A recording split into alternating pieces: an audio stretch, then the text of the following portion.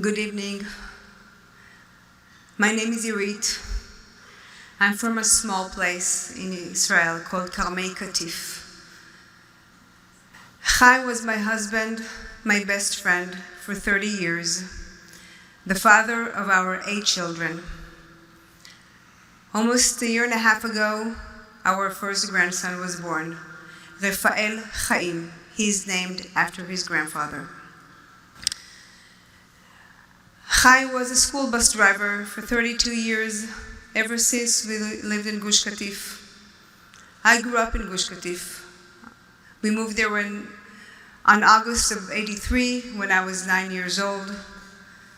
Chaim came to Gush Katif from Gush Etzion. When he was 25, he was seeking for a job. I'm from Gush Katif and Chaim from Gush Katif, but actually we met in Tel Aviv. I drove to a protest for the Golan Heights in Tel Aviv. I was in national service. I was 19 years old. And the protest ended very late at night, and I wanted to go back home. There was no public transportation, and somebody told me, listen, there's a bus going back to Gush Katif. Run, maybe you'll catch it. And I ran, and I reached the bus, and I knocked on the door, and the bus driver opened the door. I asked him, do you have a spot for me on your bus? He said, no, but you can sit on the steps next to me. A month later, we got engaged. Chaim was the most compassionate, caring, happy person you'll ever meet. He was loving, he was selfless. He was the school bus driver that every child wanted him to be his bus driver. Every child waited to go in first grade for Chaim to be his bus driver. Chaim loved children more than anything else. On October 7th, Simchat Torah, we woke up to a horrendous reality. It took us more than an hour and a half to understand what's going on. Members of our community were rushing out of the yeshuv on uniform to join their military units. There was a very, very heavy atmosphere in the air. Chaim, which was not in reserves anymore, decided to go to Bet Knesset, to shul. He told me, it's Simchat Torah, it's Shabbat. I will go to Bet Knesset. I would pray, I would say Tehillim for the success of our army, for the success of our soldiers, for our wounded. But mainly, you want to go to shul to be with the children that their fathers went to war. He wanted to dance with them with the Torah. He wanted to sit with them and pray and say Tehillim. It was always about the children. On Motzei Shabbat, we turned on the TV, and we were shocked. We were shocked by the scale of the horrendous things that happened in Otef Aza. You see on TV, anchored people crying on live TV. It was unbearable just to sit and cry.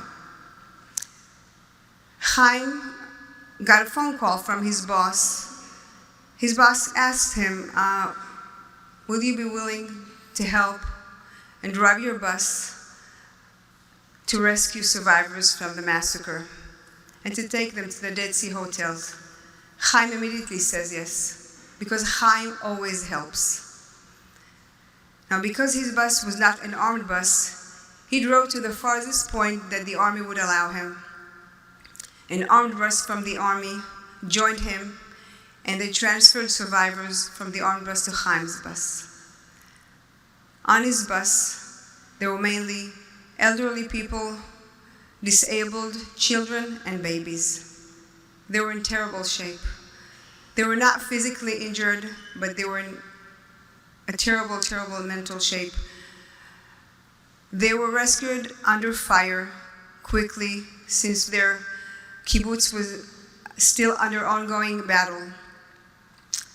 The survivors were covered and wrapped with blankets, with towels. They were half naked. Whatever they found, they covered them with that. They were smeared with blood, and the bus smelled like smoke, blood, and death. But the worst thing for Chaim was the silence. A bus filled with babies and children, and total silence for 2.5 hours drive. Now Chaim's bus is a happy bus. It's a bus of joy and singing and laughing and Dvar Torah on Yom Shishi and high fives and fist bumps, but not that night. Chaim took them safely to the hotel, but his heart was broken. On October 8th, Sunday morning, 3 o'clock in the morning, I got a message from Chaim. Mission accomplished, I'm on my way back home. I texted him back, drive safely, I'm waiting for you. Chaim came home 2 hours later, crying and in shock. The only thing that he told me is I could not help them. On October 10th, Chaim had another mission. He had to go to the Sufa base to take soldiers from the base to Dimona. Now, Chaim never owned a smartphone or a GPS. Chaim learned the roads of Israel by walking and driving them. On that day, he did not recognize that road. It was as if it was from a horror movie. Red alerts all over, burned cars with bullet holes and scattered bodies all over. But also this time, Chaim took the soldiers safely to their destination. After that day, Chaim was not working. Schools were closed because of the war, so he stayed home with the kids, went to shul, worked in the garden, and saw news, a lot of news. We asked him to stop, but he said, no, I just want to make sure that everything is okay. I just want to be updated.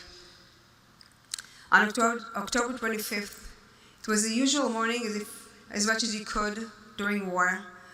We woke up, we had a kiss good morning, had coffee. But that morning, schools were opened. It was Chaim's first day that he had to go back to his bus. I went to work like every day, and Chaim went to Shachrit. Now we had this habit that every morning we would call each other to say good morning, how are you, have a nice day. So I arrived to my office, and after an hour, I called Chaim. Now Chaim always answers the phone. If he davens, he will daven over the phone. If he prays, if he benches, he will bench over the phone. So I would know that he's okay, but he always answers the phone. Chaim didn't answer the phone. I tried many times. I called home. I asked my daughter, is Abba home? She said, no, Abba is not home. So I tried and tried, and he didn't answer. We got a text message that there was this security breach around our yeshuv, between two yeshuvim, Shekef and Neta. We were asked to lock the doors and to make sure that everyone is home. Now, I have a friend that lives in Neta. She's a nurse. I called her and I said, hey, Michal, what's going on in Neta? She said, oh, don't worry. We heard it's nothing security. We heard it was a suicide. That moment, I knew it was Chaim. I felt it with all of my body, all of my being, because Chaim always answers the phone. On October 7th, Chaim was severely injured and his heart broke. He was 56 years old. Many people came to the Shiva, and they told us a lot of stories about Chaim. One of the most amazing stories that I want to share with you is one father came to me and told me, you know that Chaim saved my son? And I told him, how come? He said, one day Chaim pulls the bus next to me and he asks me, haven't you noticed that your son is not smiling for a few days? And the dad says, no, I haven't noticed. He says, yeah, He's not smiling on my bus. He comes on the bus not smiling, getting off the bus not smiling, and no matter what I do, I can't get him to talk, I can't get him to smile. Chaim urged the father to go to school to see what's going on. Apparently that child was severely bullied in class, and they have to change schools. Now, nobody noticed that. Not the teacher, not the principal, not even the parents, but Chaim, the school bus driver, that drives dozens of children every day, hundreds every week, he noticed. Chaim also had this little box in his bus that had kippot and tzitziot and erasers and pencils that if one of the children forgot something, he would have it for them. We got a book from one of the kids that knew Chaim, a small book that he did with stories about Chaim. And on the cover, he drew a man with a superhero cape, and he wrote on top, Chaim, the protector of children. I thought that Chaim was my Chaim. Apparently, Chaim was everyone's Chaim, especially if you were a kid. Chaim had this superpower to look in children's eyes and to see what's going on inside, to see how they feel, if they need help. So I can't even imagine what he saw on those children's eyes on October 7th. Chaim was a Talmid Chacham. You always see him with a book. If it was Chumash, Tehillim, Gemara, Chaim finished the Shas 3.5 times. Our shul was his second home. A friend of his that went to his bus to bring his things home, he told me, I knew that Chaim loved Bet Midrash. I knew that he wanted to be there all the time. But Chaim was the Bet Midrash. He brought me a bag filled with books that Chaim studied every day. We wrote on his stone, Nahag Mechanech, a driver and an educator. Because Chaim was a driver by profession, but an educator with all of his heart. Every trip was an opportunity for a conversation. Every stop had a meaning. He accompanied people and children throughout life.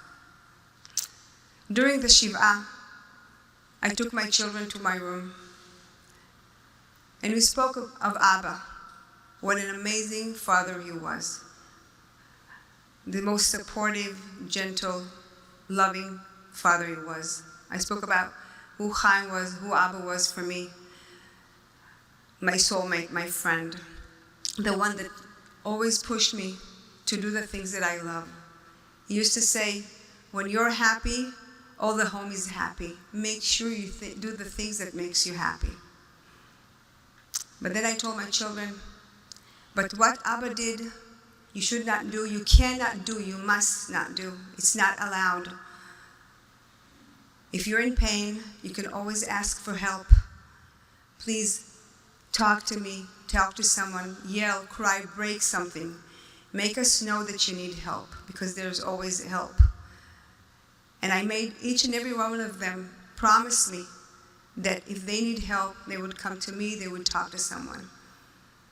And then my daughter, who was 16 at the time, looked at me and said, but Ima, do you also promise us?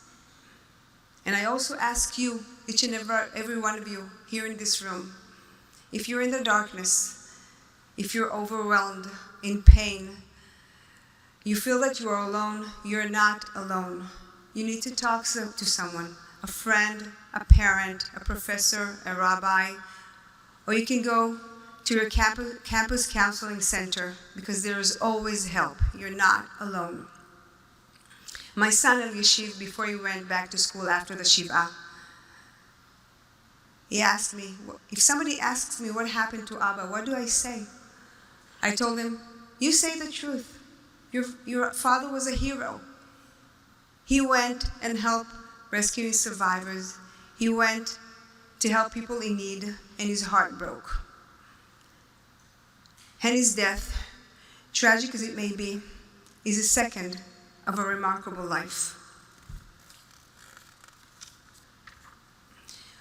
We have made it our mission to spread Chaim's story, to give a voice to those who are afraid or ashamed to speak, to understand if something like that happened to Chaim, the most happy person you'd ever meet. We should all take care of ourselves and of our loved ones. We can't have anyone dying of shame. We live every day with a lot of emunah in Hashem. We know He has a plan for us, like a parent to a child. We don't always understand why, but we trust Hashem.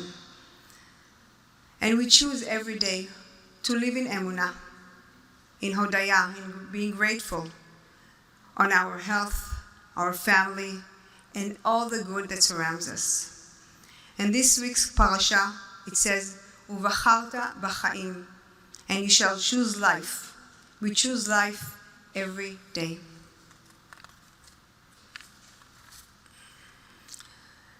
I want to thank Dr. Erica Brown to invite me to be here tonight, and to Aliza that was patiently answering all my questions, and for you that you come and hear Chaim's story.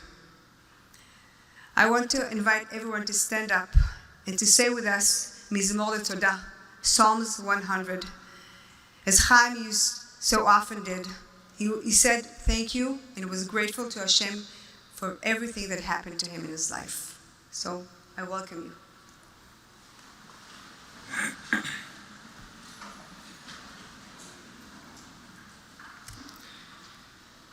מזמור לתודה, הריעו אדוני כל הארץ. עבדו את אדוני בשמחה, בואו לפניו ברננה. דעו כי אדוני הוא האלוהים, הוא עשנו ולא אנחנו, עמו וצאן מרעיתו.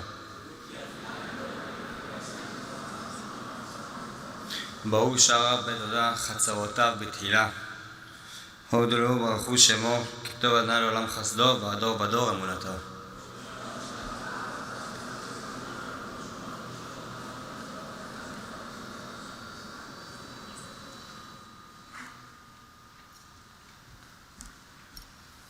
Thank you, Irit and Elad, on behalf of everyone at Yeshiva University.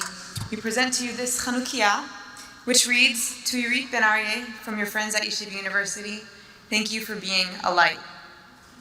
Thank you very much. Thank you for speaking.